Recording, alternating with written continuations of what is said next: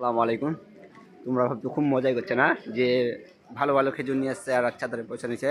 তো এই যে এই কষ্টগুলো তোমরা বুঝতে পারবে না। এই ঠান্ডাতে সকাল সকাল কাঁপতে কাঁপতে যেছি আর তোমাদেরকে এত কম রেটে দিচ্ছি যে বলার নেই। অন্য জায়গার থেকে তো তোমরা দেখতে পাচ্ছ যে আমাদের কাছে মালের সব থেকে কম রেট।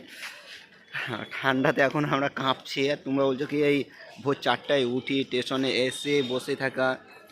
তো চলো পুরো মালটা কোথা থেকে কিভাবে নিয়ে আসছি পুরো মালটা আজকে তোমাদের দেখাই। আর আমার বন্ধু ও এখন কোথায় আছে দেখছি, এখন কখন এসছে। ঠান্ডাতে তো কাঁপতে কাঁপতে ওকে 1 ঘন্টা আগে পাঠিয়ে দিয়েছি যে যা টিকিট কাটগা।